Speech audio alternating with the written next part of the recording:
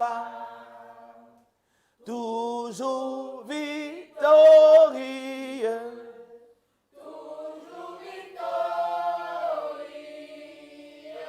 Pour diriger la voie, pour diriger la voie de tous ses rachetés. Il envoie dans leur cœur il envoie. Cette céleste clarté. Son esprit nous conduit. Son esprit nous conduit. Sa grâce nous instruit. Grâce nous instruit des saintes vérités.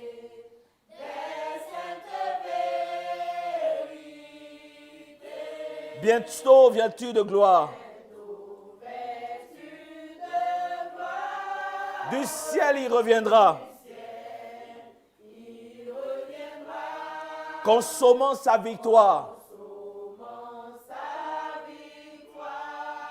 Il nous affranchira. Et son heureux enfant, avec lui triomphant.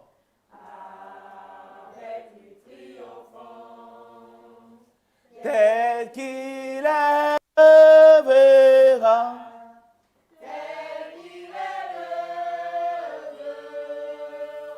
Reprenons, disons bientôt, vêtu de gloire.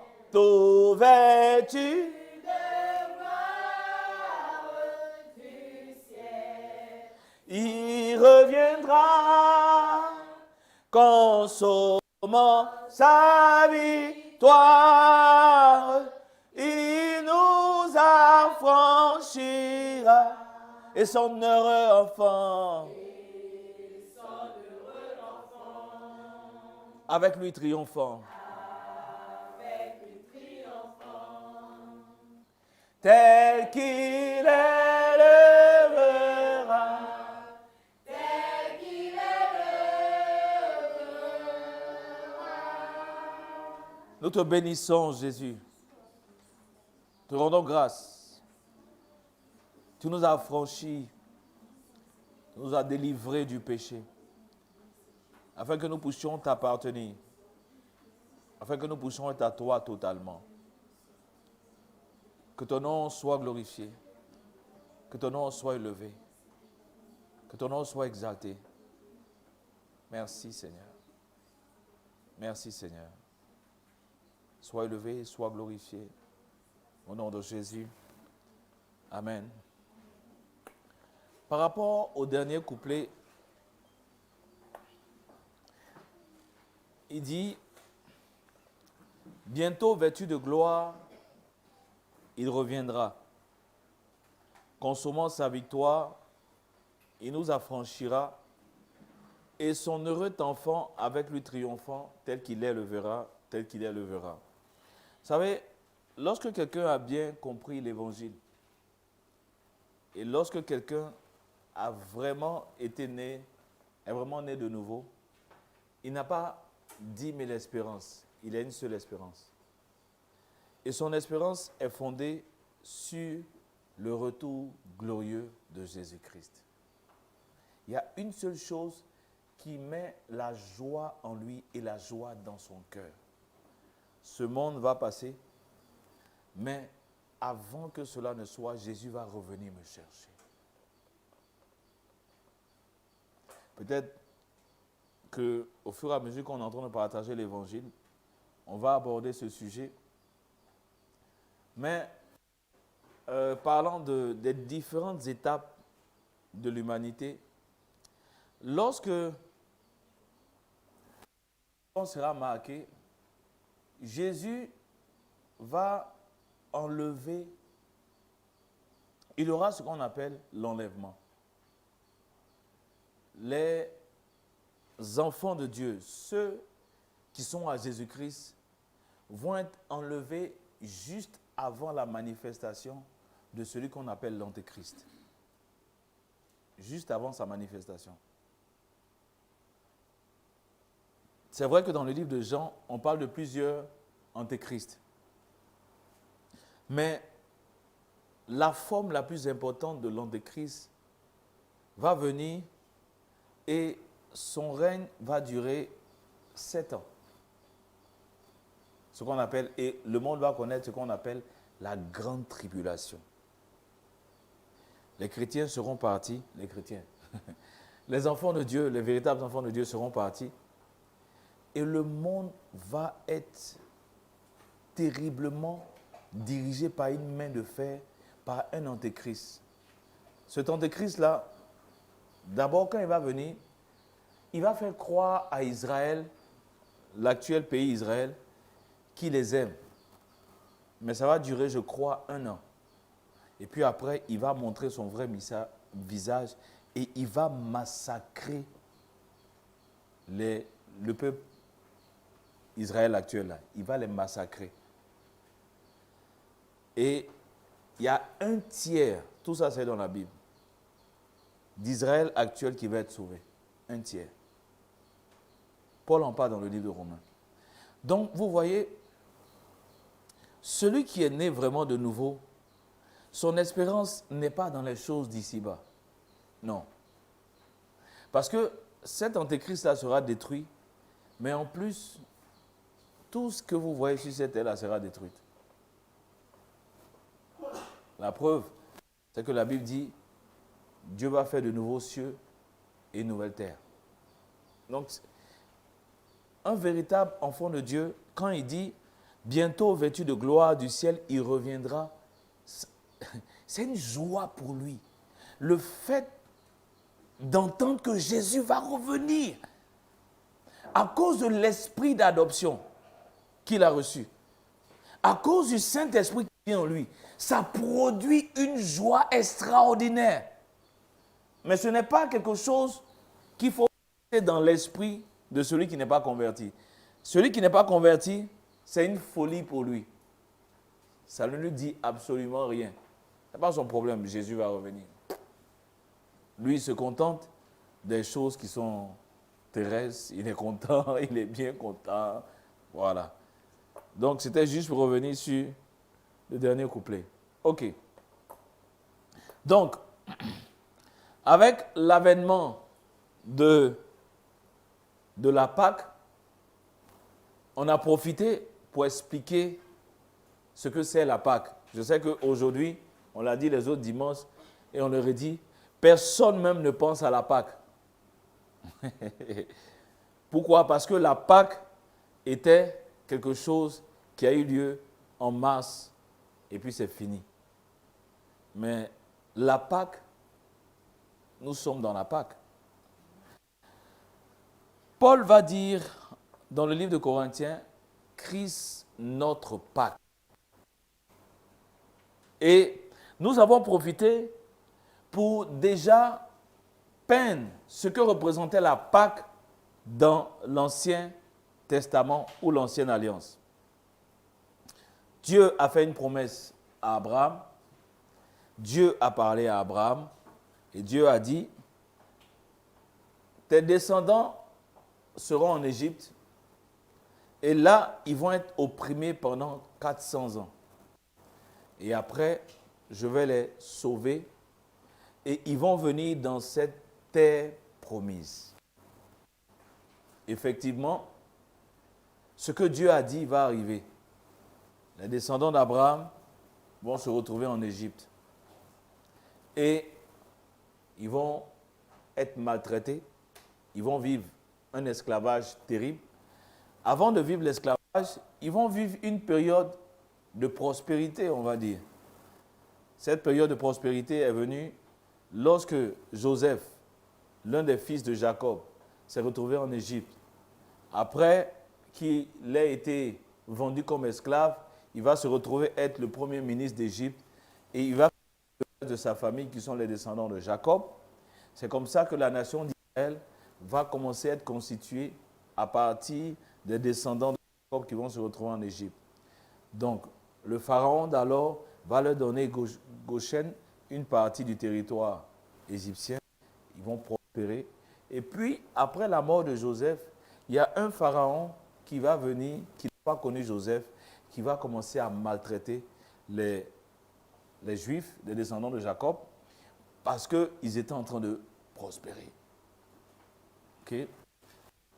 Et ce que Dieu a dit va se réaliser. Au bout de 400 ans, Israël va commencer à crier ses douleurs à Dieu, sa souffrance à Dieu. Et Dieu va susciter Moïse. Moïse, au début, va prendre son appel pour une charge personnelle. Il va penser que c'est par sa propre force que Dieu veut sauver Israël. Donc, Moïse va voir un Égyptien qui est en train de maltraiter un Juif, il va le tuer. Et quand il va le tuer, il va cacher le corps. Et il va voir deux Israélites qui vont commencer à se battre. Il va dire, mais pourquoi vous vous battez? Est-ce que vous ne savez pas que vous êtes des frères? Bon, je paraphrase. Et il y a l'un qui va dire, mais qui t'a établi sur nous? Est-ce que tu veux nous tuer comme tu as tué l'Égyptien? Moïse va apprendre. Donc, Moïse va comprendre que tout le monde sait ce qu'il a fait. Il va fuir. Bon, bref. Après, il va revenir. OK. Et quand il revient, Dieu va frapper l'Égypte de 9 plaies.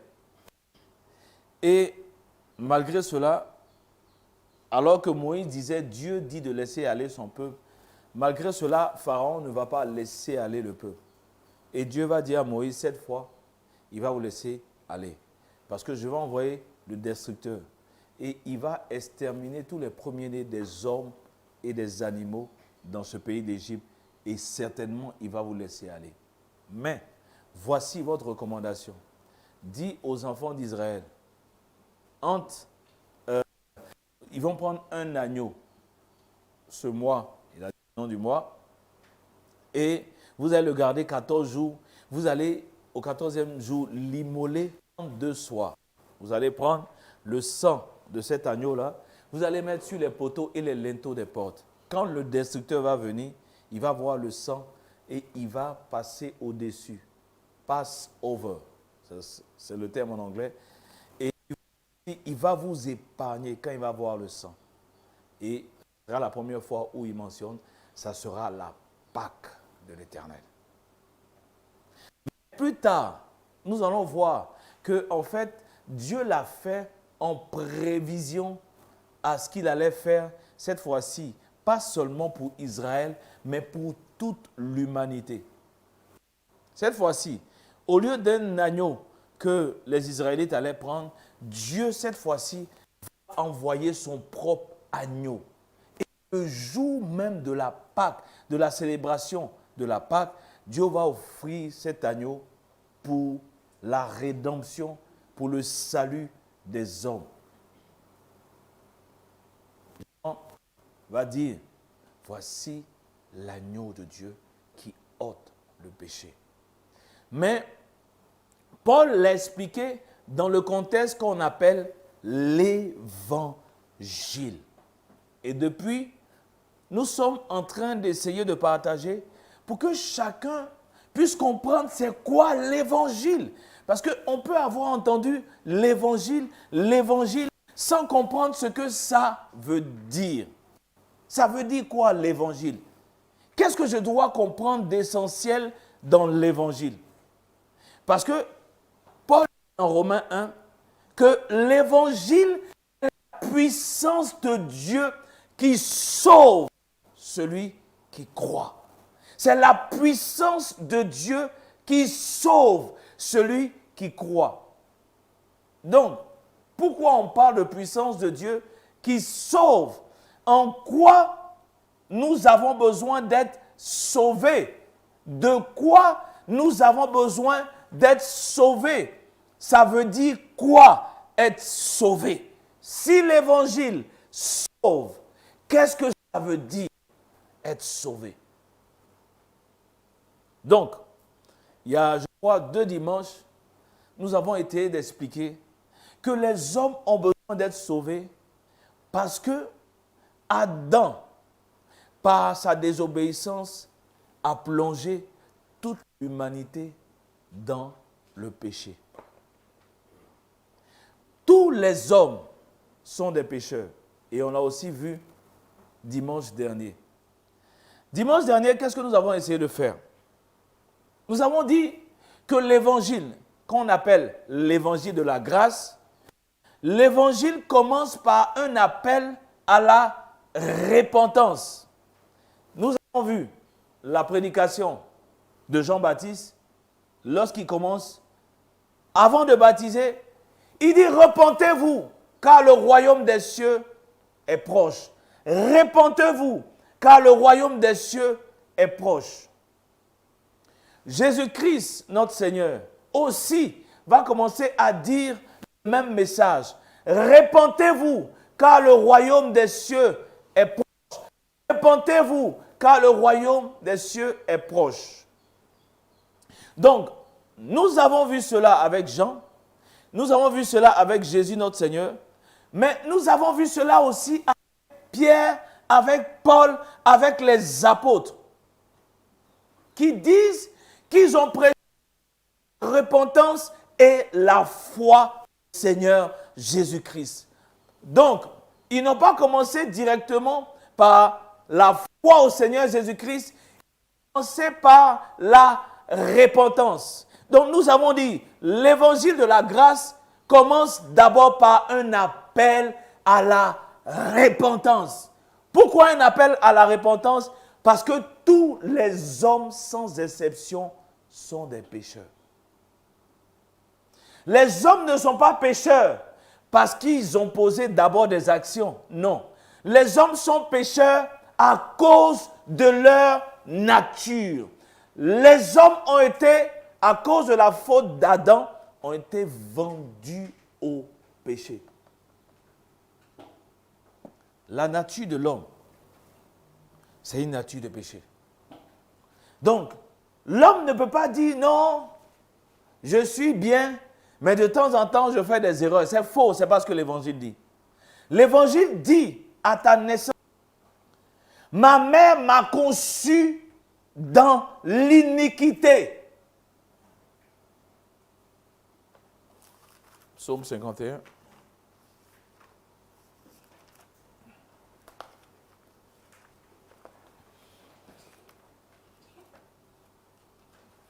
David, ici, est en train de parler d'une vérité qui le concerne, mais c'est une vérité aussi qui concerne tous les hommes. La preuve, Romains 3 nous dit « Car tous ont péché et sont privés de la gloire de Dieu. » Psaume 51. Il dit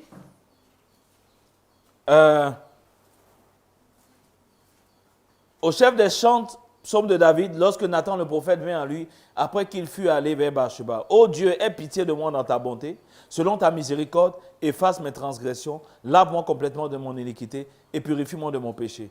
Car je reconnais mes transgressions et mon péché est constamment devant toi. J'ai péché contre toi seul et j'ai fait ce qui est mal à tes yeux, en sorte que tu seras juste dans ta sentence, sans reproche dans ton jugement. Voici, je suis né dans l'iniquité. Et ma mère m'a conçu dans le péché. Je suis né dans l'iniquité. Parce que du moment où l'homme se dit qu'il est bien, que c'est juste des erreurs qu'il commet, il n'a pas besoin de se repentir. Et dimanche dernier, nous avons dit que lorsque Jean-Baptiste adresse son message, il adresse ce message à des personnes qui ont la loi. On a envie de dire, comment il peut adresser un message à des gens qui ont la loi, à des gens qui, selon eux, ont reçu la loi, donc ils marchent selon les préceptes de Dieu, ils n'ont pas besoin de se repentir. Vous comprenez? Ils n'ont pas besoin de se repentir. C'est comme ce jeune homme riche qui vient trouver Jésus et puis il dit, qu'est-ce que je peux faire pour hériter de la vie éternelle? Jésus dit, tu connais la loi, va faire ça. Il dit, j'ai fait ça toute ma vie, il me manque encore. Quand il dit, il me manque quoi encore? Il reconnaît que malgré tout ce qu'il a fait de la loi, il n'a pas eu la vie éternelle. Et Jésus lui dit, si tu veux être parfait, Va vendre tout ce que tu as, donne-le aux pauvres, et tu auras une richesse dans le ciel. Viens et suis-moi. On dit, il partait tout triste, parce qu'il avait de grandes richesses. Et Jésus va dire qu'il est difficile aux riches d'entrer dans le royaume des cieux. Pourquoi? Parce que leur cœur est attaché à leur richesse. Ok. Pour ce qui est d'aujourd'hui, on va continuer dans le même esprit, le même thème de la repentance. Et je vais vous inviter à prendre le livre de Luc, le chapitre 5, Évangile selon Luc, au chapitre 5. Donc, nous voulons comprendre l'Évangile dans sa simplicité. Nous voulons comprendre l'Évangile dans la vérité. Et ce que nous sommes en train de comprendre de l'Évangile, c'est que la bonne nouvelle de la grâce commence par un appel à la repentance. Pourquoi nous devons nous repentir? Nous devons nous repentir parce que nous sommes pécheurs à l'origine.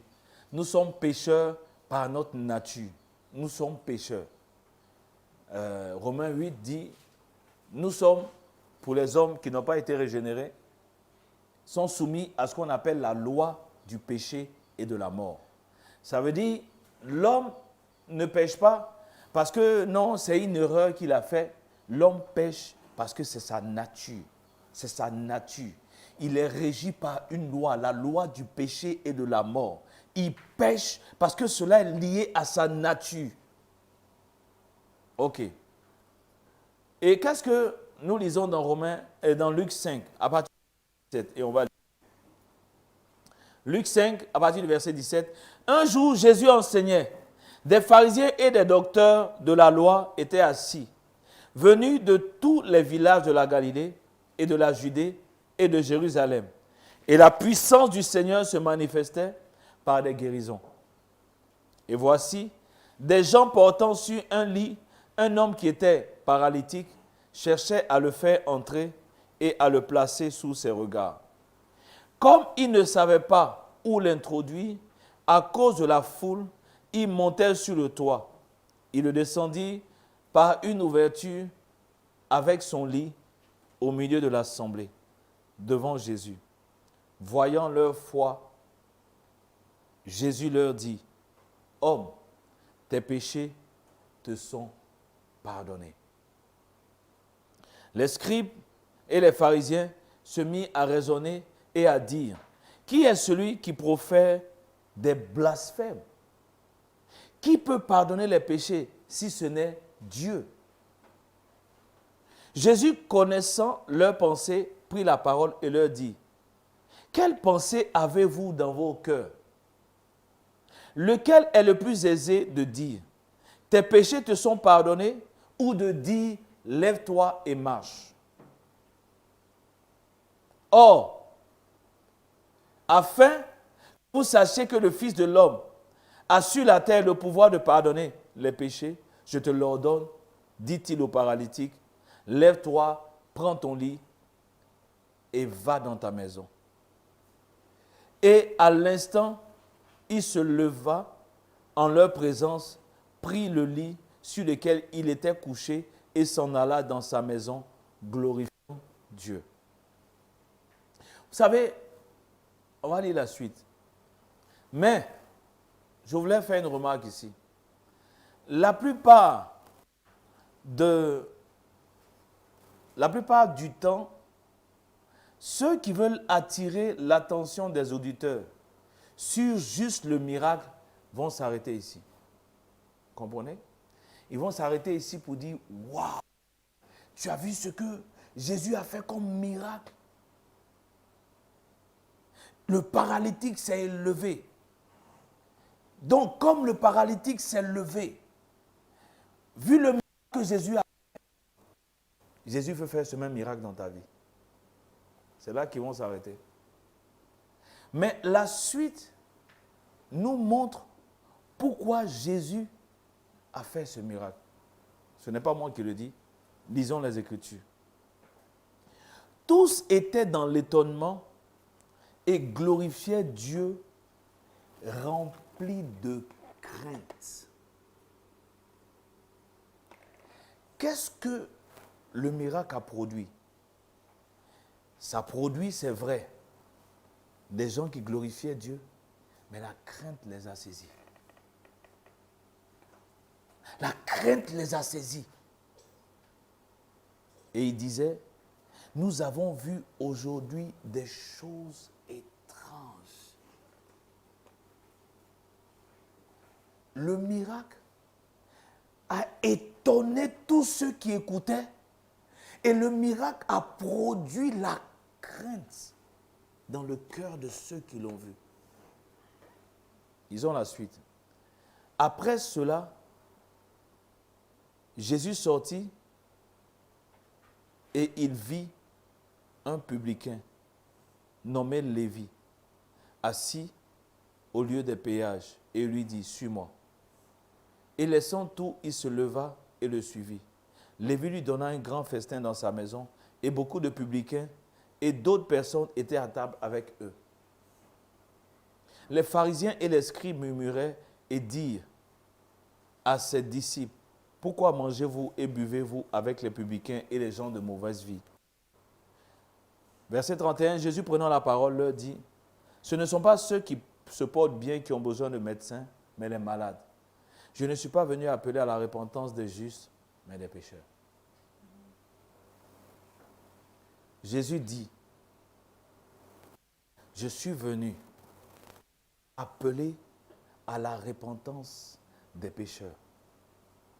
Donc, les actions que Jésus menait, les actes qu'il posait, créaient non seulement la crainte dans leur cœur, mais aussi pouvaient emmener les personnes à se poser des questions lorsqu'ils écoutaient le message de Jésus-Christ. Lequel message avait pour but d'appeler les pécheurs à la repentance d'abord. C'est ce que nous avons vu. Répentez-vous, car le royaume des cieux est proche. Jésus dit, je suis venu appeler à la repentance. Je ne suis pas venu appeler à la repentance des justes, mais des pécheurs. Vous savez, celui qui dit qu'il est juste, il n'a pas besoin de repentance. Or, il n'y a aucun juste. C'est ce que Romains 3 dit. Pas même un seul. Donc Jésus dit, je suis venu appeler à la repentance des pécheurs. Donc si Jésus est venu appeler à la repentance des pécheurs et que tous les hommes sont des pécheurs, Jésus est venu d'abord appeler les hommes à la repentance.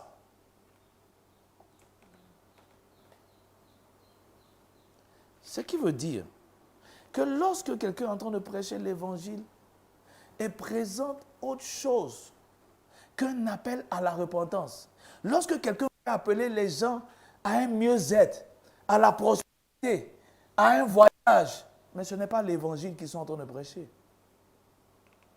Ils prêchent tout, sauf l'évangile. Jésus de Nazareth dit, je suis venu appeler les pécheurs à la repentance. Pourquoi? Parce qu'il y a d'abord la repentance et le pardon des péchés afin d'être sauvé. Celui qui ne se répand pas ne peut pas avoir ses péchés pardonnés et il ne peut pas être sauvé.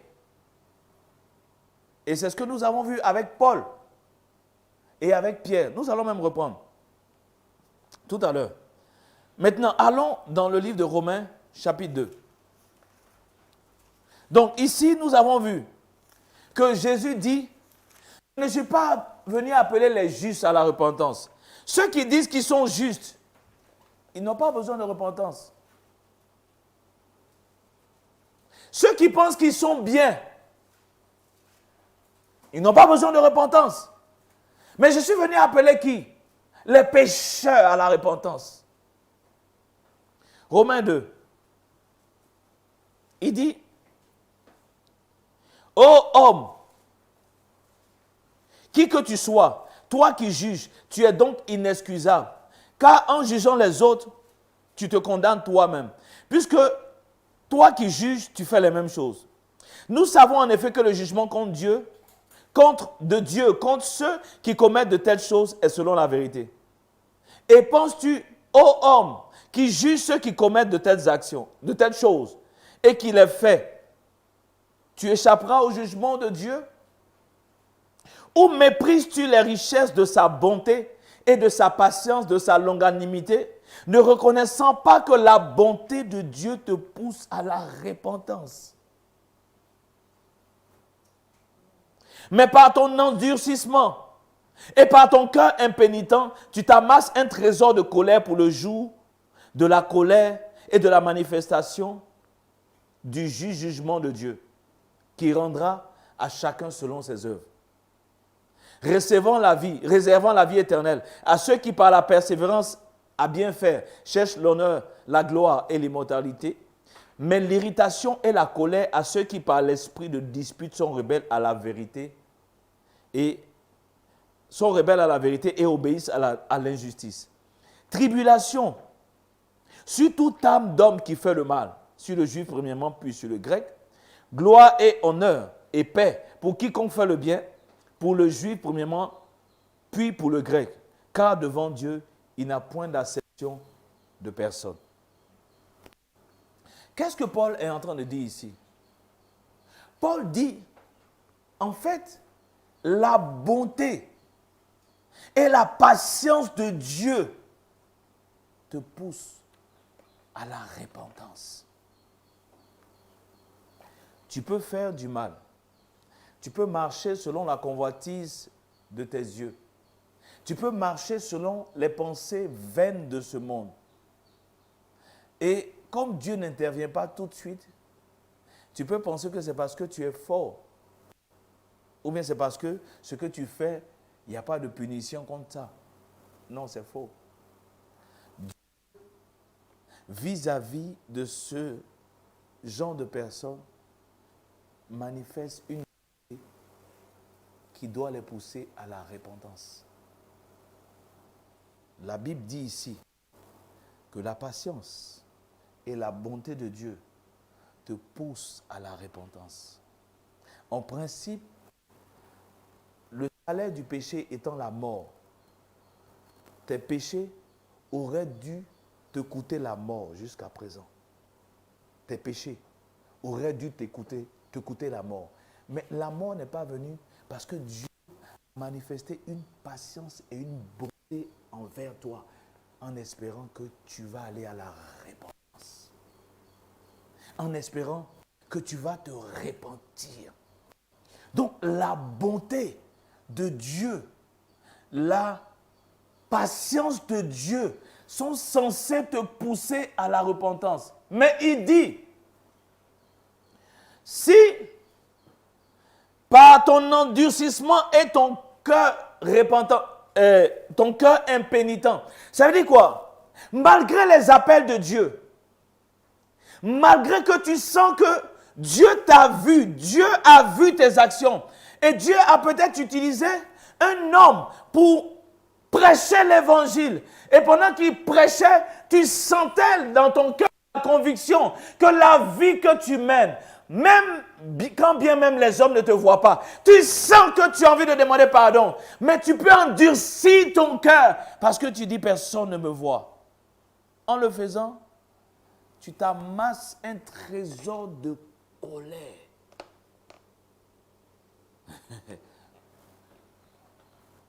Tu t'amasses un trésor. Parce que tu penses que Dieu ne te voit pas, mais Dieu te voit. Même si aucun homme ne te voit, Dieu te voit. Dieu voit tout le monde. Dieu voit toutes choses. Je parlais avec une sœur qui me disait qu'il y a quelqu'un qui culpabilisait, qui avait... Et je lui disais, mais le fait que la personne culpabilise, c'est une bonne chose. Parce que ça va pousser à la repentance. Si une personne devient insensible et ne culpabilise pas, tu es en danger de mort. Tu es en danger de mort. Si tu commets des actions, si tu pêches, et puis il n'y a même pas de culpabilité en toi, non, Satan t'a emballé. Satan, tu te dis non, c'est rien. Satan est en train de te garder comme en réserve pour que tu sois détruit. Si tu commets des actions contraires à la parole de Dieu et tu sens dans ton cœur des regrets ou de la culpabilité, il faut bénir Dieu. Il faut bénir Dieu. On va le voir pourquoi il faut bénir Dieu. Prenons un autre passage, 2 Pierre 3.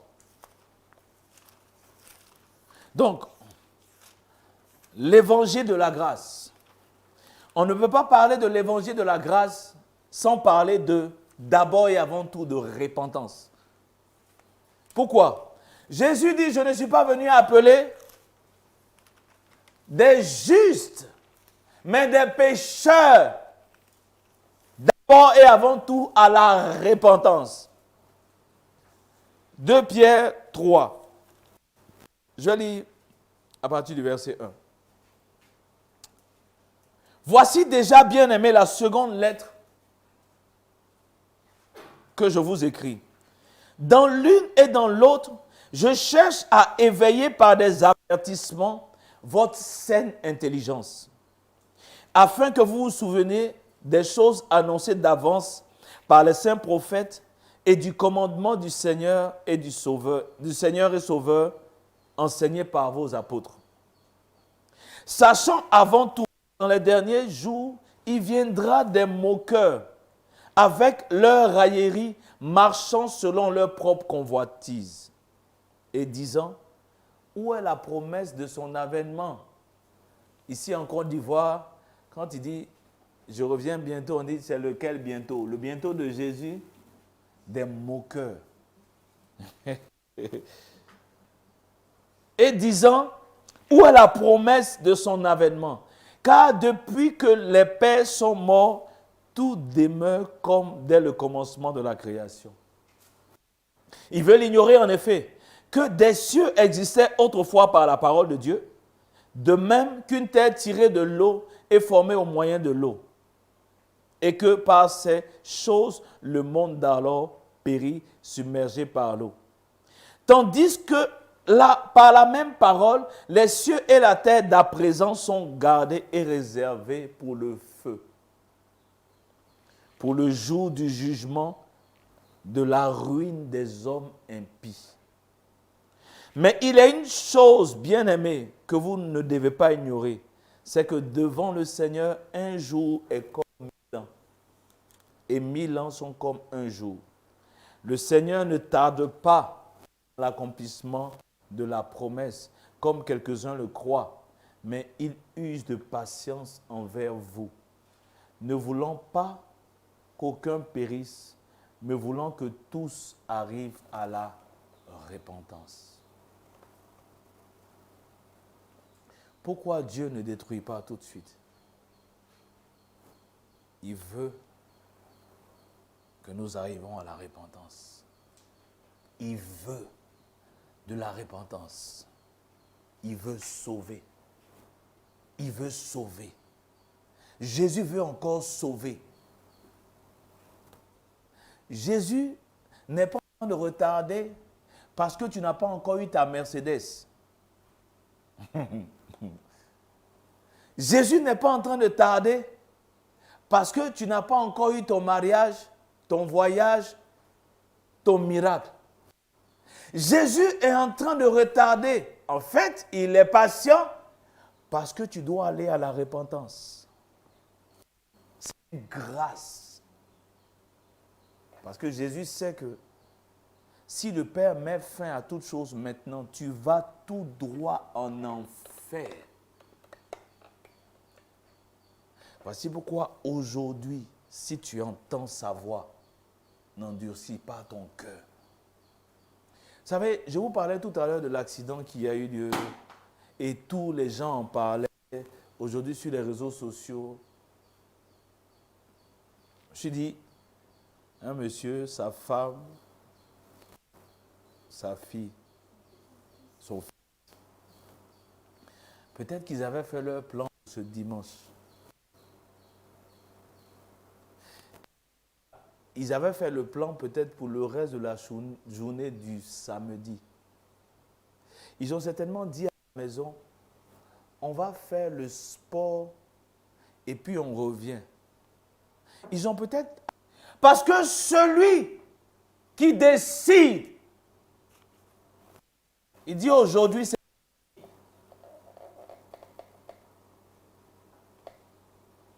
Même si cela venait du diable, Dieu a donné son OK. La Bible dit, il n'y a pas un seul oiseau, je paraphrase, qui tombe sans la permission de votre Père. Il n'y a aucune personne qui meurt sans la permission de Dieu. Ce n'est pas le diable qui est au contrôle de tout. Dieu. Dieu est au contrôle d'absolument tout. Personne ne peut faire quelque chose dans cette création sans que Dieu ne donne la permission, même pas le diable. C'est pourquoi Jésus dit, je vais vous montrer celui que vous devez craindre. Ce n'est pas le diable qu'il faut craindre. C'est Dieu qu'il faut craindre.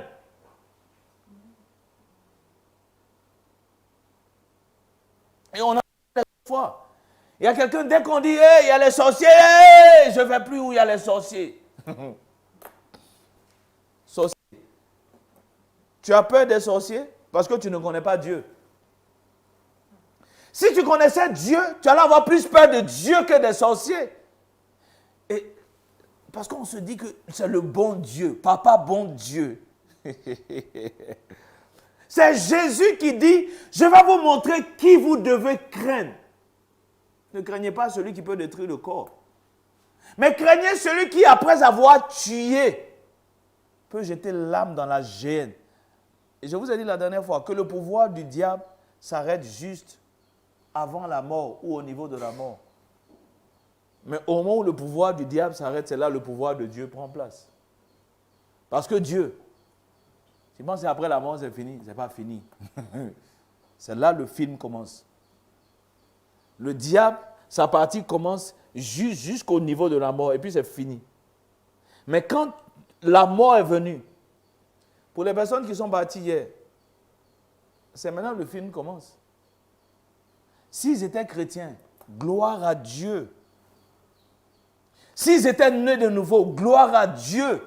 Mais s'ils n'étaient pas nés de nouveau, mon frère, il faut dire paix à son âme. C'est ça, c'est toi qui es en train de dire. Il n'y a pas paix à son âme. Mais ce qu'il est en train de vivre là, ce n'est pas ton père à son âme là qui va faire quelque chose. Parce que ton père à son âme, c'est ici, blablabla. Bla, bla. Quand tu arrives là-bas, si les gars n'ont pas donné leur vie à Jésus, ce n'est pas paix à leur âme. Non, ils sont dans les froids actuellement. Parce qu'ils se sont réveillés devant un juge terrible. Pas paix à son âme, hein? Les rip, les gens écrivent rest in peace. What in peace? C'est la terreur. Pourquoi je dis ça? La Bible dit, parlant de l'homme riche et Lazare, il dit quand l'homme riche est mort, il dit je souffre terriblement dans cet endroit. Ah! Je souffre terriblement dans cet endroit. Ok. Donc, 2 Pierre 3 nous dit, ne voulant pas, mais voulant que tous arrivent à la repentance.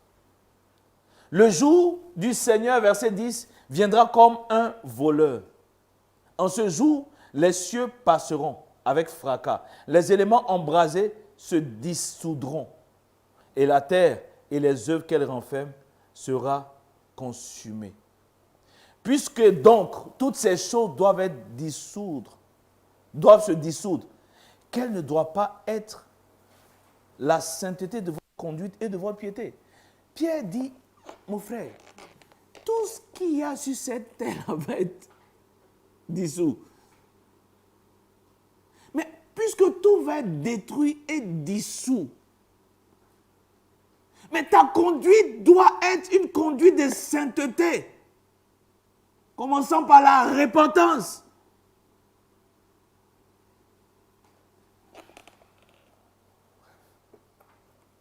Vous savez,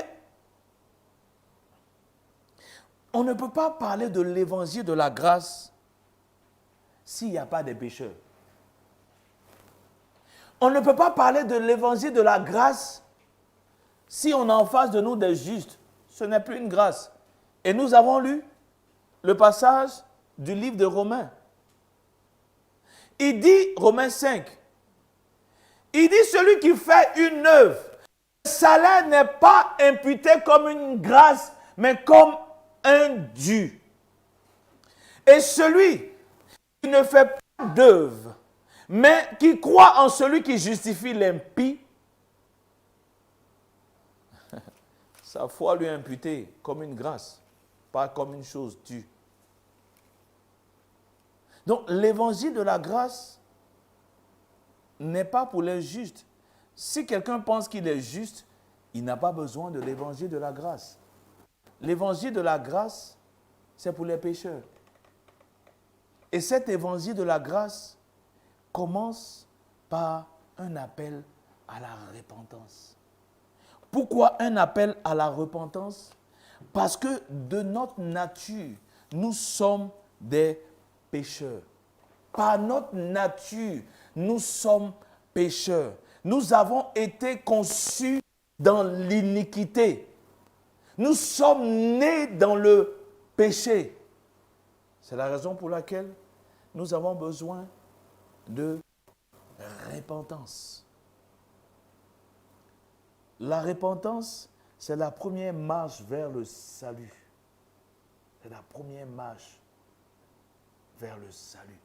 Voici pourquoi le message de Jean-Baptiste a commencé par la repentance. Le message de Jésus-Christ a commencé par la repentance.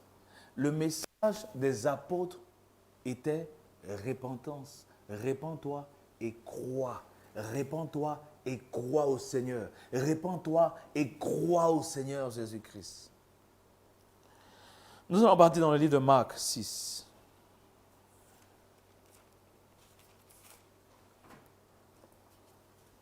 Marc 6, et nous allons commencer à partir du verset 1. Nous sommes toujours en train de parler de repentance.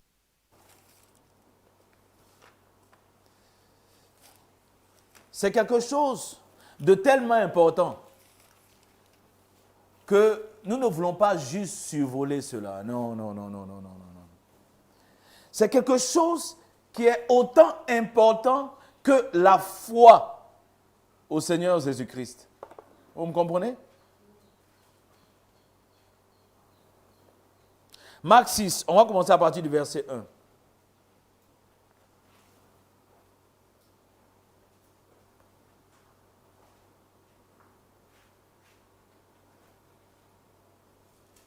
Bon.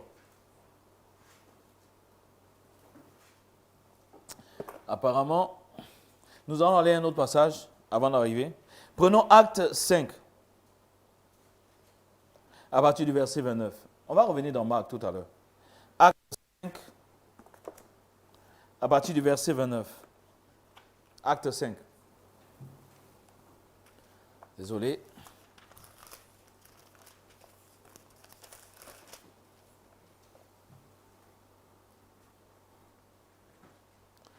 Du verset 9 au verset 32. Et je vais lire. Pierre et les apôtres répondirent, il faut obéir à Dieu plutôt qu'aux hommes. Le Dieu de nos pères a ressuscité Jésus, que vous avez tué en le pendant au bois. Dieu l'a élevé par sa droite comme prince et sauveur pour donner à Israël la repentance et le pardon des péchés. Je vais relire. Dieu l'a élevé par sa droite comme prince et sauveur pour donner à Israël la repentance et le pardon des péchés. Nous sommes témoins de ces choses, de même que le Saint-Esprit que Dieu a donné à ceux qui lui obéissent. Donc, vous voyez ici, on ne peut pas séparer la repentance du pardon des péchés. C'est parce qu'il y a repentance qu'il y a pardon des péchés. S'il n'y a pas repentance, il n'y a pas pardon des péchés. Est-ce que vous me comprenez? C'est parce qu'il y a repentance qu'il y a pardon des péchés. S'il n'y a pas repentance, il n'y a pas pardon des péchés. Je le répète. C'est parce qu'il y a repentance qu'il y a pardon des péchés. S'il n'y a pas repentance, il n'y a pas de pardon des péchés. Est-ce que vous me comprenez?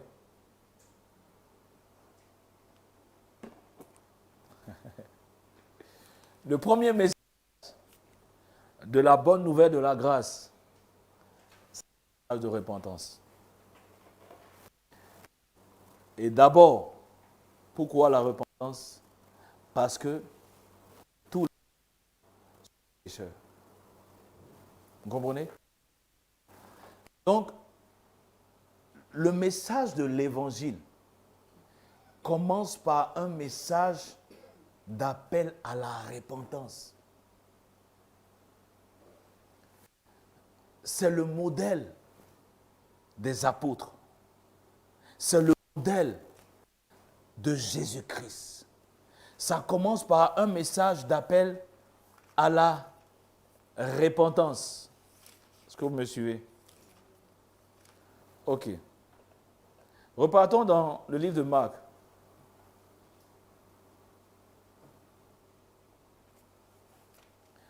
De Marc, chapitre 6. Je vais lire à partir du verset 1. Jésus partit de là, se rendit dans sa patrie, ses disciples le suivirent. Quand le sabbat fut arrivé, il se mit à enseigner dans la synagogue. Beaucoup de gens qui l'entendirent étaient étonnés et disaient, d'où lui viennent ces choses? Quelle est cette sagesse qui lui a été donnée? Et comment de tels miracles se font-ils par ses mains? N'est-ce pas le charpentier, le fils de Marie, le fils de Jacques, de Jos, de José, de Jude et de Simon? Et ses sœurs ne sont-elles pas parmi nous? Il était pour eux une occasion de chute. Mais Jésus leur dit, un prophète n'est méprisé que dans sa patrie, parmi ses parents et dans sa maison. Il ne peut faire aucun miracle si ce n'est qu'il imposa les mains à quelques malades et les guérit. Il s'étonnait de leur incrédulité. Jésus parcourait les villages d'alentour en enseignant.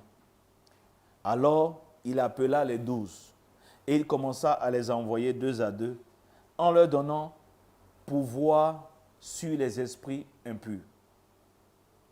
Il leur prescrivit de ne rien prendre pour le voyage, si ce n'est un bâton, ni d'avoir ni pain, ni sac, ni monnaie dans la ceinture, de chausser des sandales et de ne pas revêtir 2 tuniques. Puis il leur dit, où vous entrez, restez-y jusqu'à ce que vous partez de ce lieu. Et s'il y a quelque part des gens qui ne vous reçoivent, ni ne vous écoutent, retirez-vous de là et secouez la poussière de vos pieds, afin que cela leur serve de témoignage. Verset 12. Ils partirent et ils prêchaient la repentance. Ils prêchaient la repentance.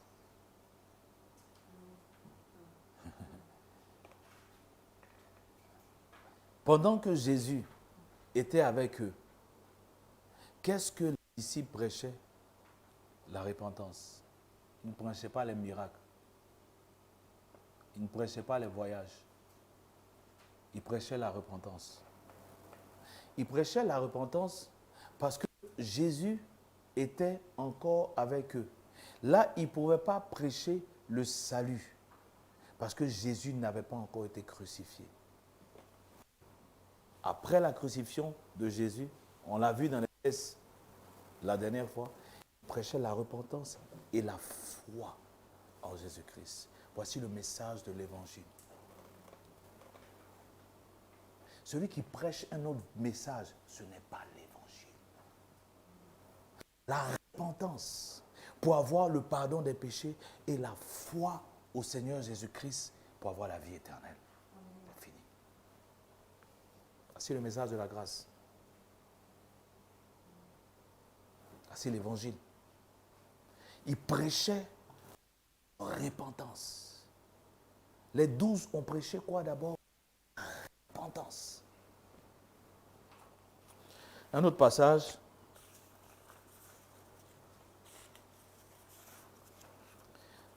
Allons-y dans 2 Timothée. Ok. Je donne tous ces passages pour qu'on puisse savoir que ce n'est pas mes idées. Ce n'est pas mes idées. Ce que je suis en train de dire s'appuie sur la parole de Dieu. Donc ce n'est pas telle personne a dit. C'est la parole qui dit. Voilà, à la fin, ce n'est pas de retenir ce que moi j'ai dit. Non. C'est de retenir ce que la parole dit. Voici pourquoi tout ce qui est dit est soutenu par la parole de Dieu. Pour que vous sachiez que ce n'est pas mes idées, mais la parole de Dieu. 2 Timothée 2. Ok. 2 Timothée 2, nous allons commencer à partir du verset 22.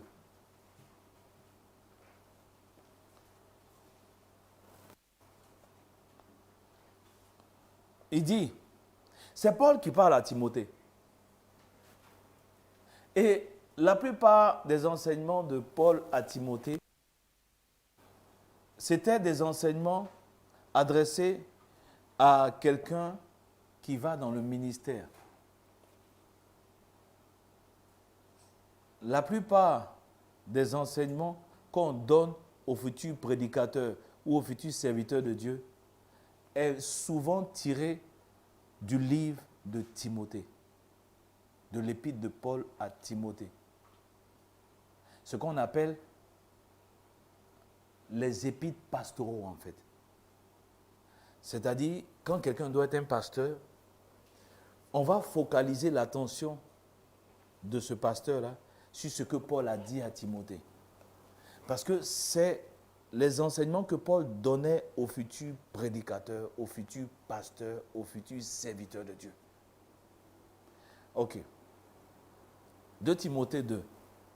Il dit, fuis les passions de la jeunesse et recherche la justice, la foi, la charité, la paix, avec ceux qui invoquent le Seigneur d'un cœur pur.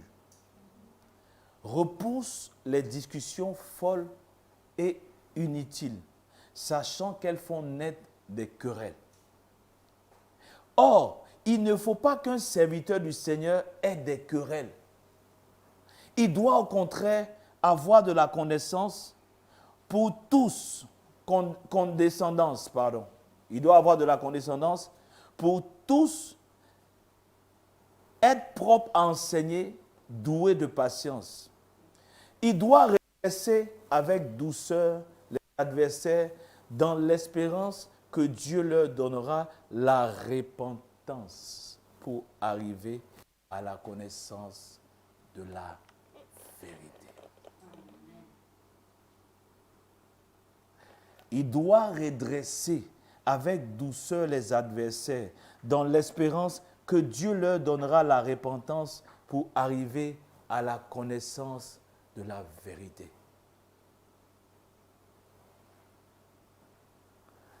Ok. Maintenant, c'est quoi la repentance? Puisqu'on a tous vu ici qu'il faut la repentance. La repentance doit précéder la foi au Seigneur Jésus-Christ.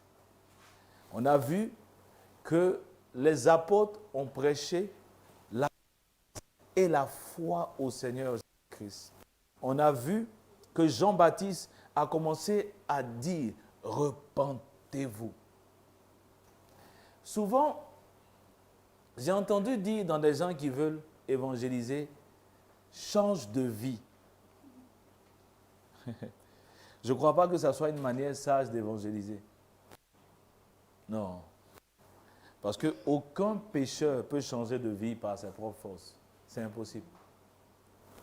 C'est quoi la repentance? Le mot repentance, c'est le mot métanoïa. Métanoïa. Mais dans d'autres parties aussi, on dit métanoéo. Donc ça peut être métanoïa ou métanoéo. Métanoïa, c'est M-E-T-A-N-O-I-A.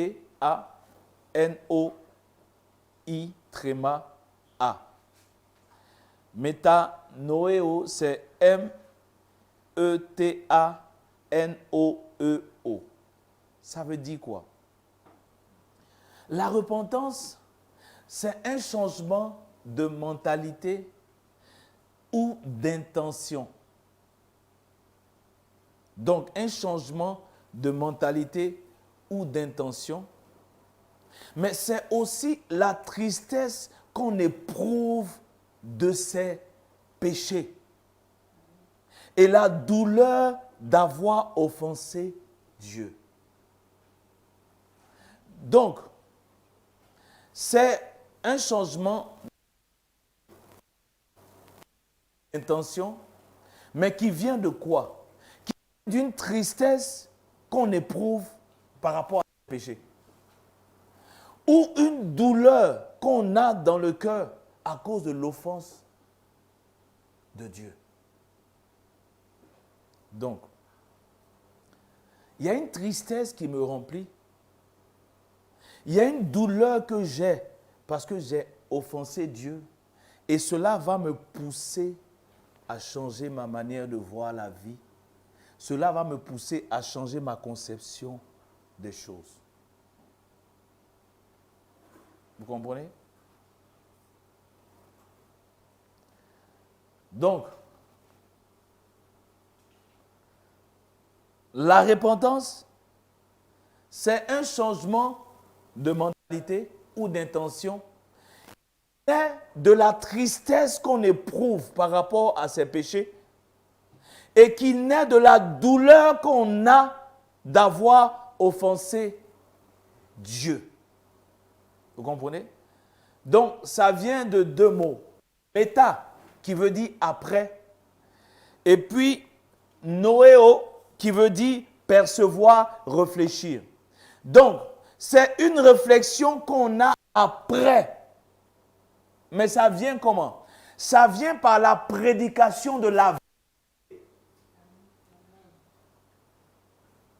Donc, la prédication de la vérité par rapport à Dieu va produire une tristesse dans mon cœur, tristesse par rapport à mes péchés.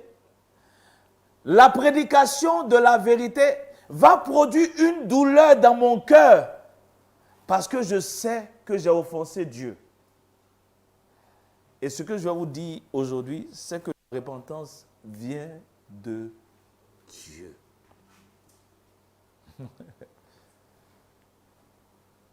On a commencé à le dire tout à l'heure, dans 2 Timothée. Et je vais vous donner un autre passage qui le prouve. Le verset 25.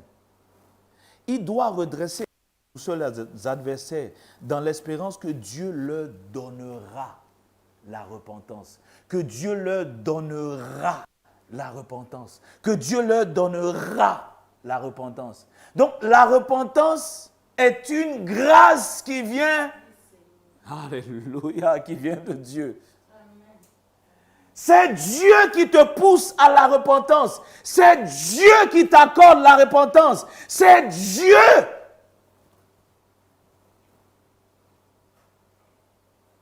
Ça ne vient pas de ton intelligence. Pourquoi? l'homme ayant été vendu au péché, l'homme n'a aucun désir de se repentir. Donc, en d'autres termes, si Dieu ne t'avait pas accordé de la repentance, tu serais encore englouti dans tes péchés. Parce que de manière naturelle, tu aimes le péché.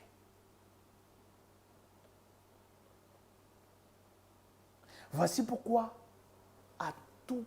en tout point de vue, Dieu mérite ton respect, Dieu mérite l'honneur, parce que c'est lui-même Dieu qui t'a accordé la repentance.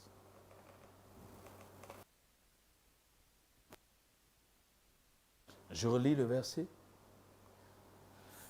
Si on le prend dans la version Parole vivante de Timothée 2.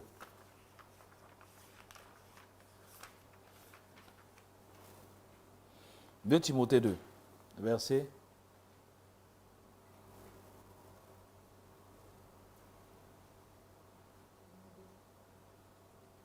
Il dit, à partir du verset 25, on va directement au verset 25. Il dit, il doit exercer humblement parole vivante, il doit exercer humblement la discipline envers tous les opposants et chercher à les ramener par la douceur et la compréhension, qui les instruisent avec bonté et les reprennent avec ménagement. Qu'il reste aimable et courtois envers les adversaires de la vérité. Et tous ceux qui le contredisent, qui sait si Dieu ne les amènera pas ainsi à changer d'avis, s'il ne leur accordera pas la grâce de se convertir, afin de reconnaître la vérité. Écoutez-moi. C'est pourquoi quand quelqu'un dit convertis-toi, un homme peut se convertir? Non.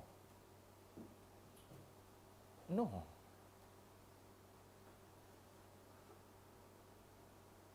Il ne peut pas se convertir. Mais il peut entendre le message de la grâce. Et en entendant le message de la grâce, Dieu peut produire la repentance dans son cœur. Voici pourquoi il faut prêcher le message de la grâce. Maintenant, si le message de la grâce qui est prêché, c'est voiture, maison, voyage, il n'y aura jamais de repentance parce que cette personne n'est pas confrontée à ses péchés. Or, la Bible parle de repentance pour le pardon de nos péchés. Maintenant, si tout ce qu'un homme a entendu, c'est voiture, voyage, maison, à quel moment il va se repentir de ses péchés?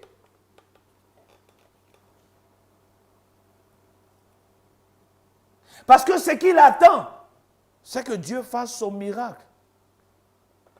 C'est que Dieu fasse son miracle. Il va faire ton miracle.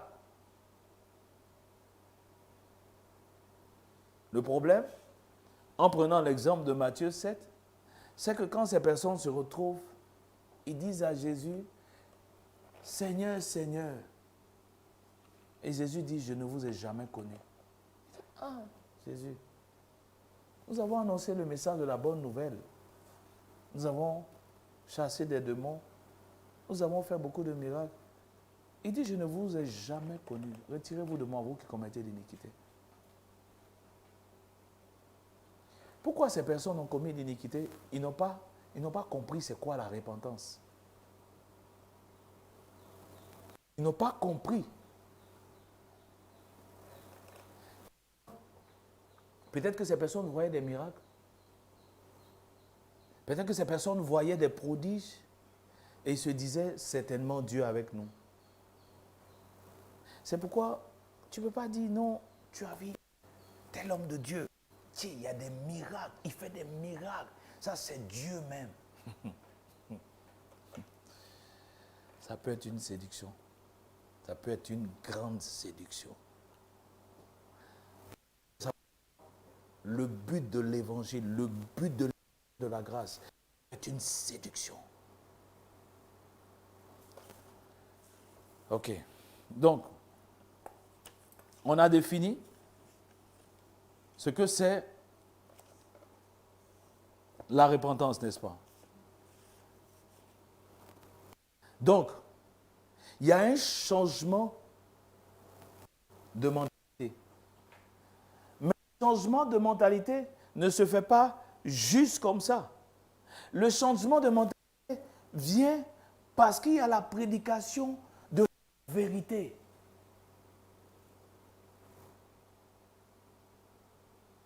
Et un prédicateur doit prêcher la vérité qui emmène à ce changement de mentalité, doit prêcher la vérité qui emmène à la repentance. Vous me comprenez? Prenons Acte 5, verset 31. Pour confirmer plus ou moins ce que nous avons dit. Acte 5, verset 31. C'est bien de prendre des notes, hein, mais c'est encore mieux de les réviser quand on part d'ici. Gloire à Dieu. C'est bien de prendre des notes, mais il faut les réviser. Réviser et puis repartir dans ces notes la même journée pour être sûr que ce qu'on a entendu reste. Il ne faut pas aller juste mettre dans le placard et puis aller devant la télévision. Parce que la Bible dit que, parlons de la parabole du semeur. Jésus dit quand quelqu'un entend la bonne nouvelle du royaume et ne la comprend pas, le diable vient et il enlève ce qu'il a entendu. Donc ça veut dire quoi? S'il y a eu des passages, s'il y a eu des parties que tu n'as pas compris, quand tu sors d'ici, tu vas les reprendre pour t'assurer que tu les comprends. Parce que si tu ne les comprends pas, tu vas oublier même le peu que tu as entendu. Ok. Acte 5, verset 31.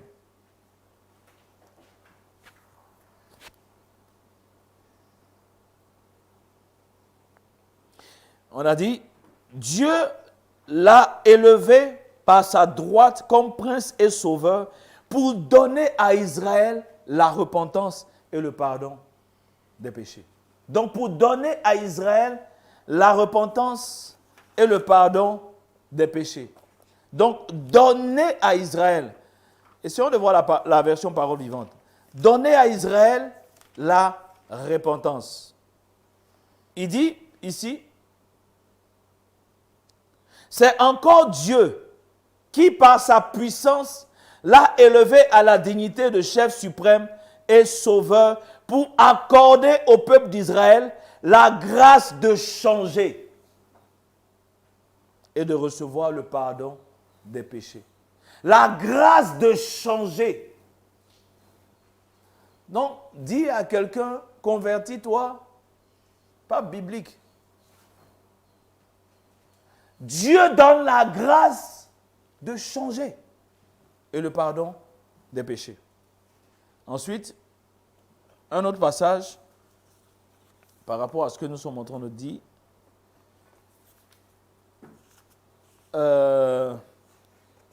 Donc, nous avons vu, excusez-moi, nous avons vu Acte 5, 31, 2 Timothée 25. Prenons Acte 11, verset 18.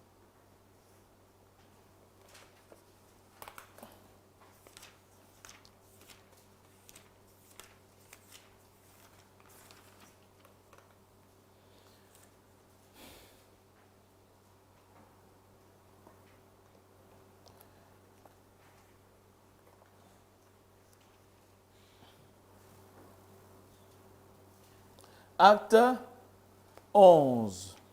Peut-être qu'on va pas commencer au verset 18 pour mieux comprendre.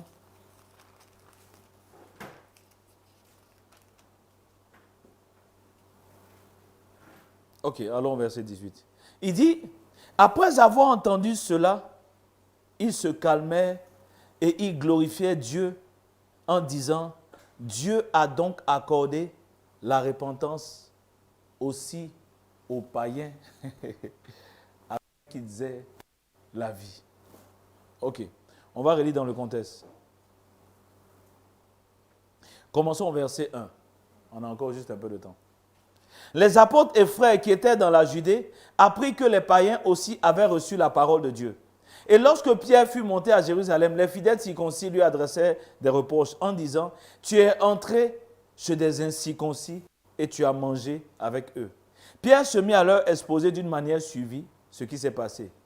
Et il dit, « J'étais dans la ville de Joppé et pendant que je priais, je tombais en extase et j'eus une vision. Un objet semblable à une grande nappe attaché par les 4 grands coins, descendu du ciel et vint jusqu'à moi. Les regards fixés sur cette nappe, j'examinai et je vis que les quadrupèdes de la terre, les bêtes sauvages, les reptiles et les oiseaux du ciel, et j'entendis une voix qui me disait, « Lève-toi, Pierre, tue et mange. » Mais je dis, « Non, Seigneur, car jamais rien de souillé ni d'impur n'est entré dans ma bouche. » Et pour la seconde fois, la voix se fit entendre du ciel. Ce que Dieu a déclaré pur ne le déclare pas comme souillé. Cela arriva jusqu'à 3 fois, puis tout fut retiré dans le ciel. Et voici, aussitôt, 3 hommes envoyés de Césarée vers moi se présentèrent devant la porte et de la maison où j'étais. L'Esprit me dit de partir avec eux sans hésiter. Les 6 hommes que voici m'accompagnèrent et nous entrâmes dans la maison de Corneille. Cet homme nous raconta comment il avait vu dans sa maison l'ange se présentant à lui et disant, « Envoie à Joppé et fais venir Simon surnommé Pierre, qui te dira des choses par lesquelles tu seras sauvé, et toi et toute ta maison. » Lorsque je me fus mis à parler, excusez-moi, le Saint-Esprit descendit sur eux comme sur nous au commencement. Et je me souvins de cette parole du Seigneur. Jean a baptisé d'eau, mais vous, vous serez baptisés du Saint-Esprit.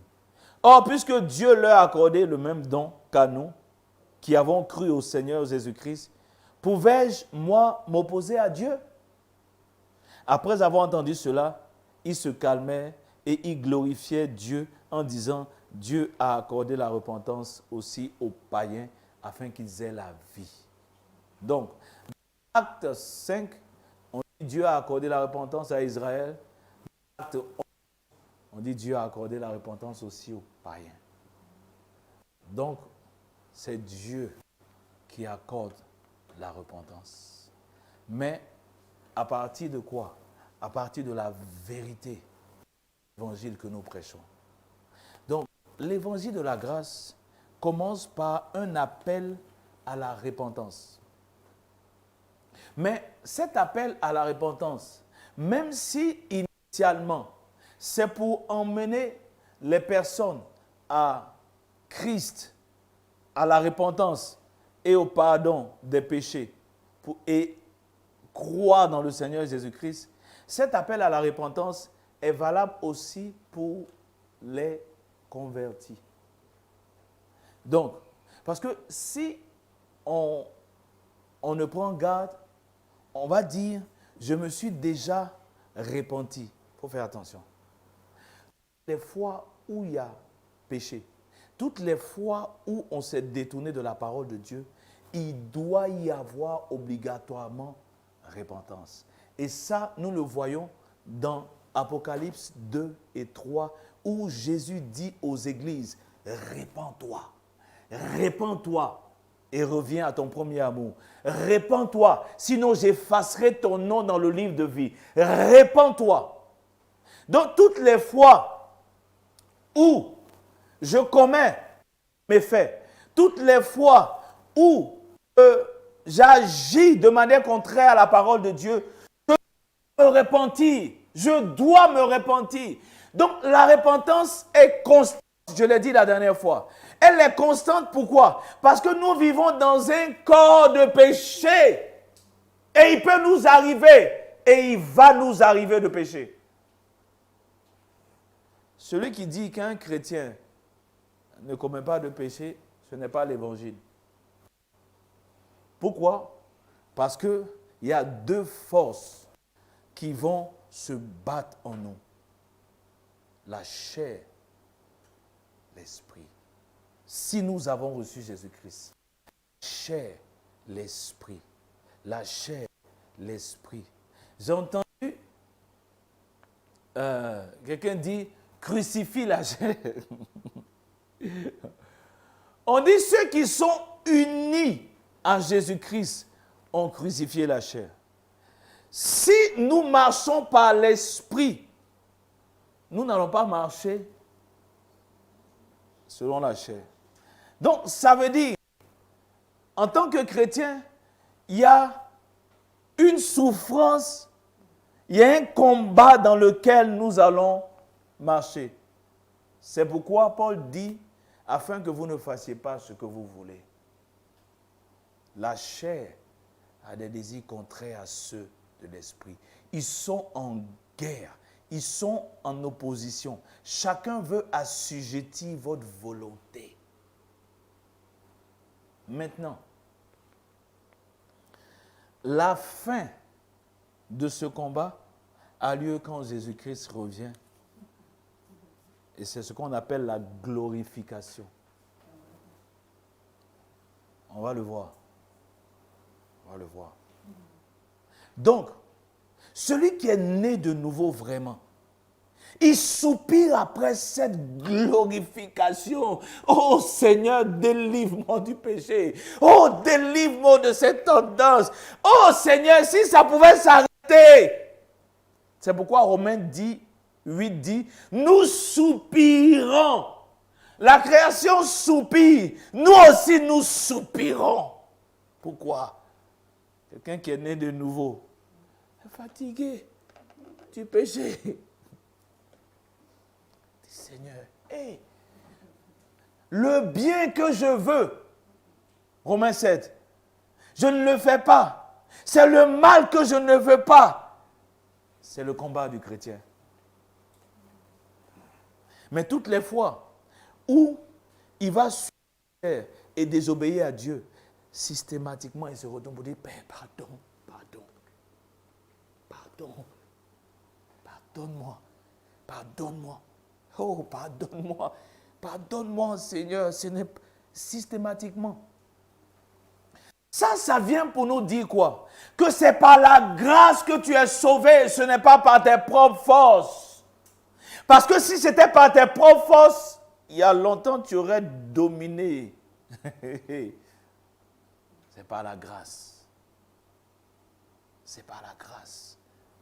Ça nous permet d'accepter et ça nous permet d'être convaincus que vrai là, si aujourd'hui je ne pêche plus, c'est la grâce du Seigneur. Ce n'est pas parce que je suis fort. Ce n'est pas parce que je suis fort.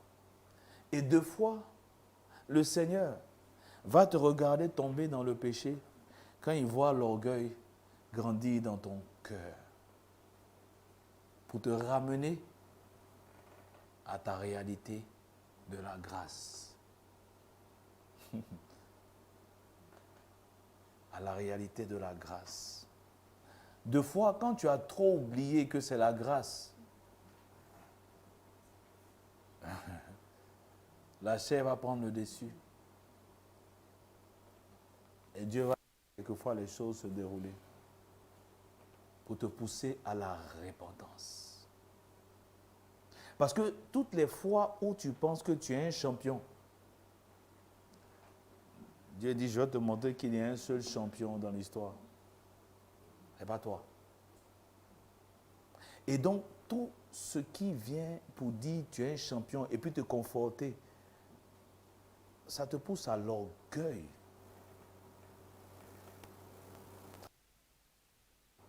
Or, Dieu résiste aux orgueilleux.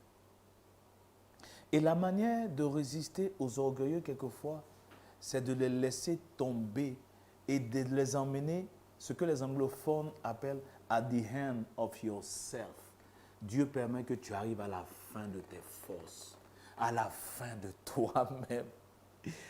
Au point où tu dis, comment j'ai pu commettre? Oui, tu as pu commettre parce que tu es un pécheur que Dieu a sauvé par grâce. Oui, tu as pu commettre parce que tu as été sauvé par la grâce. Ce n'est pas tes forces, ce n'est pas ton intelligence. Oui, tu as pu commettre. C'était la manière pour Dieu de te pousser, de t'emmener à la repentance. Et je crois que plusieurs fois, nous l'avons vu avec Moïse, nous l'avons vu avec d'autres serviteurs. Terminons avec l'exemple de Moïse. Moïse, la première fois, va tuer l'Égyptien. Moïse va tuer l'Égyptien. Il voulait montrer qu'il est fort. Lui, il est un champion. Moïse, c'est un champion. Il va tuer l'Égyptien. Ok. Et il dit qu'il pensait que ses frères allaient comprendre que par là, Dieu leur accordait de comprendre qu'il était le libérateur qu'il avait envoyé. Donc Moïse savait, mais ses frères ne savaient pas. Et ils pensaient qu'au travers de lui, sa force et son action, parce que pour qu'il puisse tuer l'Égyptien d'un seul coup de main, c'est-à-dire que Moïse était fort. Il était fort. Lorsqu'il se rend compte que tout le monde sait, il va fuir. Et quand il fuit, 40 ans après, vous savez, ok, j'ai plus de 40 ans aujourd'hui. Moïse avait environ 40 ans. Donc à 40 ans, tu penses que tu es fort. Mais quand il arrive 40 ans après, il a 80 ans. 80 ans, tu es faible. C'est là que Dieu lui dit, il faut partir. Il dit, yeah, ma force est finie. C'est fini, je ne peux plus rien. Dieu dit, c'est maintenant. Maintenant où tu ne peux plus rien là, c'est maintenant que tu me seras utile, Moïse. La même chose pour Paul. Paul dit 3 fois j'ai prié. Et Dieu m'a dit, ma grâce te suffit parce que ma puissance s'accomplit au travers de ta faiblesse. Si tu es trop fort, ce n'est pas bon. Il faut que tu sois faible pour que ma puissance agisse. Le message de la grâce, c'est pour des gens qui reconnaissent qu'ils sont faibles. Celui qui est fort n'a pas besoin du message de la grâce. C'est pourquoi il y a beaucoup de motivateurs.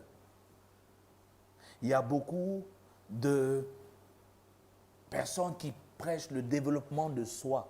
Le développement de soi, ou bien le développement personnel, c'est pour les forts. C'est pour ceux qui sont forts. Et ceux-là, ils n'ont pas besoin de repentance. Jésus n'est pas venu appeler à la repentance les justes, les forts. Ceux-là, ils ont besoin de motivateurs. Ils ont besoin de coach. Je suis un coach spirituel. Mais ceux qui sont pauvres en esprit, ils disent, Seigneur, ta grâce, parce que je suis tellement faible. Ta grâce, parce que pas plus tard qu'hier, je n'ai pas pu résister et je me suis mis en colère. Pas plus tard qu'hier, j'ai parlé d'une manière où tu me défends de parler. Oh Seigneur, ta grâce, Seigneur, ta grâce. Parce que sans ta grâce, je sais que je suis perdu. Voici le cœur repentant. Voici le cœur repentant. Il dit, Seigneur, aide-moi. Si tu ne m'aides pas, je suis foutu, Seigneur. Voici pourquoi le salut, et nous allons commencer à voir ça dimanche prochain, le salut est uniquement par l'œuvre de Jésus-Christ. On ne peut rien ajouter. Tu es sauvé parce qu'il y a quelqu'un d'autre qui est à ta place. Tu es sauvé parce qu'il a pris tes péchés. Tu es sauvé parce que le châtiment qui donne la paix, au lieu de tomber sur toi, est tombé sur lui. Tu es sauvé uniquement par les mérites d'un autre qui s'appelle Jésus-Christ de Nazareth. Si tu ajoutes quelque chose, ce n'est plus la grâce, c'est le mérite. Blanc, plus blanc que neige blanc, plus blanc que neige, lavé par le sang de l'agneau, je serai plus blanc que la neige. Blanc, plus blanc que neige blanc, plus blanc que neige, lavé par le sang de l'agneau, je serai plus blanc que la neige. Blanc, plus blanc que neige, oh, oh, plus blanc que neige, lavé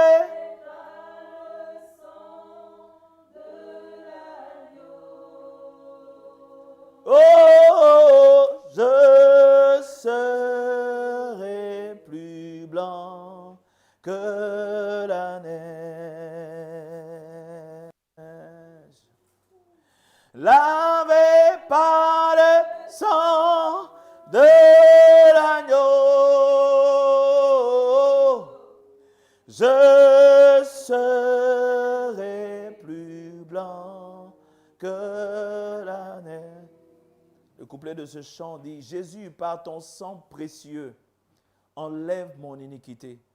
Regarde-moi du haut des cieux, dis-moi que tu m'as pardonné. J'ai longtemps erré, cœur rebelle, mais j'entends ta voix qui m'appelle.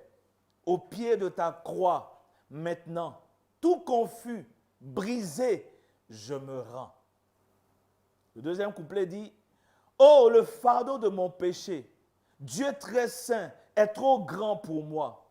Je veux en être délivré. À cette heure, oh, révèle-toi. Jésus, viens, sois ma délivrance.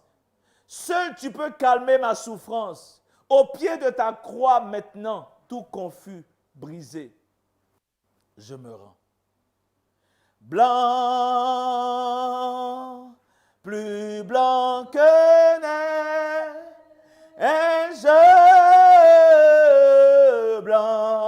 blanc, plus blanc que neige,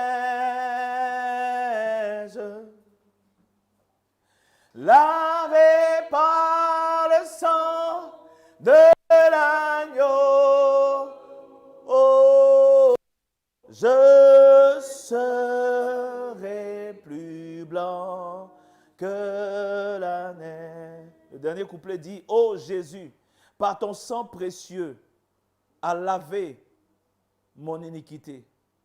Oui, tu m'as répondu des cieux, ton amour m'a tout pardonné. Je te contemple et je puis encore qu'en toi, j'ai complètement victoire. Au pied de la croix, maintenant, je me relève triomphant. Père, je voudrais te prier ce matin. Pierre a dit, et les apôtres ont dit, tu as accordé la repentance aux païens. Je voudrais te prier ce matin, Père, au nom de Jésus. Accorde-nous la repentance. Accorde-nous la repentance. Délivre notre cœur impénitent. Délivre notre cœur rebelle. Tu as dit dans la promesse de la nouvelle alliance que tu mettras ta crainte dans nos cœurs. Tu mettras ta crainte dans nos cœurs. Père, je prie ce matin, au nom de Jésus, mets la crainte qui pousse à la repentance. Mets la crainte qui pousse à la repentance. Aujourd'hui, nous comprenons que la repentance vient de toi. C'est un don qui vient de toi. Donne-nous d'être conscients de nos iniquités. Donne-nous d'être conscients de nos péchés. Enlève le voile qui nous empêche de voir la laideur de nos péchés. Enlève le voile qui nous empêche de voir l'horreur de nos péchés. Accorde-nous la repentance. Cette semaine, accorde-nous la repentance. Cette semaine, accorde-nous la grâce, Seigneur notre Dieu, qui pousse à la repentance. Ta bonté et ta patience nous ont toutes ces années, tous ces mois poussés à la repentance. Nous avons eu un cœur endurci, mais aujourd'hui, tu nous as partagé la vérité de la grâce, le message de la grâce qui nous pousse à la repentance. Nous voulons méditer cela, nous voulons réfléchir à cela. C'est ce que tu nous as dit, métanoïa. Nous voulons que ce message envoie la douleur dans nos cœurs, la tristesse dans nos cœurs. Parce que tu as dit au travers de Paul, la tristesse selon Dieu nous pousse à la repentance, mais la tristesse selon ce monde conduit à la mort. Que par ton esprit, dans nos cœurs, retentisse, soit manifestée cette tristesse qui pousse à la repentance. Nous te rendons grâce, nous te bénissons pour ce matin. Nous te bénissons de ce que ces paroles, Saint-Esprit, tu nous permets de les garder. Tu nous permets de les garder. Tu nous permets de réfléchir là-dessus. Tu nous permets de méditer là-dessus et de prendre les actions qui s'imposent par rapport au salut de nos âmes. Et de prendre les actions qui s'imposent par rapport à la délivrance du péché. Sois glorifié, Dieu. Sois exalté pour ce matin. Merci, Père, pour le reste de cette semaine. Nous te rendons toute la gloire. Nous te rendons toute la gloire. Nous te rendons toute la gloire. Dieu véritable, Dieu vivant. Merci pour ta bonté. Merci pour ta grâce. Sois glorifié. Au nom puissant de Jésus. Amen. Lavé dans le sang de l'agneau, je serai plus blanc que la neige. Que Dieu nous garde et on se retrouve par la grâce de Dieu dimanche prochain. Et nous allons continuer ce message de l'évangile de la grâce. Que Dieu soit béni, et puis à dimanche prochain.